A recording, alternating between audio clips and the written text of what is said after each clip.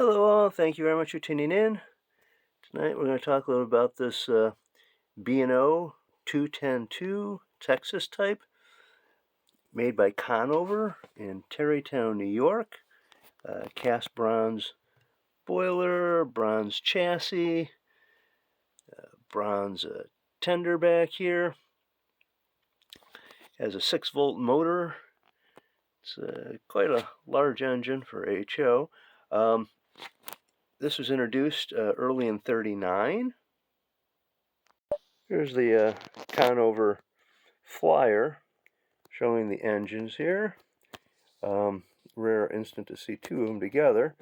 And you could get a ready built up one of these, engine and tender, going out the door, finished, for $100, which is huge money for an HO engine.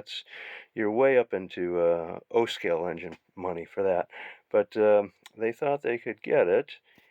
Conover started earlier on in 1938 with an American, built up brass, and then later around 40 they changed over to a cast bronze boiler like this one here. The B&O engine was introduced early in '39, but by September of '39 Conover seems to have sold out to Lyconi up in New Hampshire, and they took on HO. So here they're still offering the American, and the B&O engine. Here's a kit for $39.50, and the American kit for $29.50. Both these, for what you get, are on the high end of prices compared to what you get for Mantua or Varney, which for around $25 you could get a really nice Pacific or Mikado. So these are really over the price point for a kit at that time. Lyconi must not have had very many sales because they sold out all their castings to Baldwin of Connecticut around 1945, and they carried it in their line as a casting kit. So you could buy the casting kits for this in the 40s and early 50s, and then build it up. You just got a handful of parts. This is a post-war build with a 12-volt motor and runs like a clock. This is a pre-war build with a little 6-volt motor and runs a little erratically. So we'll switch out to just run this one because it runs so nicely, but I don't have cars to pull it with at this point. So thank you very much for watching. Again, this is kind of the Bronze Age for HO. Small production. Their price was not competitive with the mainstream, so that probably accounts for why these are quite rare. Thank you. They did claim it was going to go around a 48-inch circle.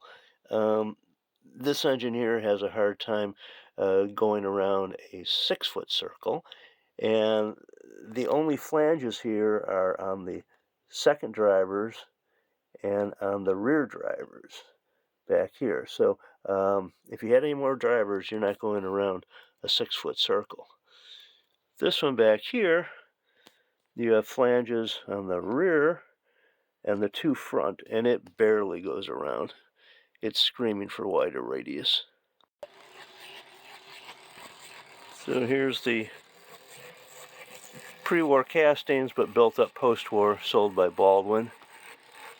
Built up by somebody that really knew what they were doing. It runs like a clock. The castings are still the castings, but they did add some nice bit of detail to it.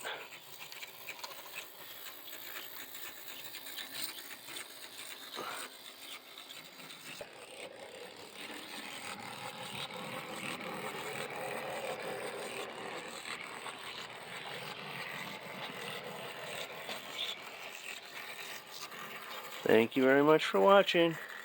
If you like what you see, please subscribe. Thank you.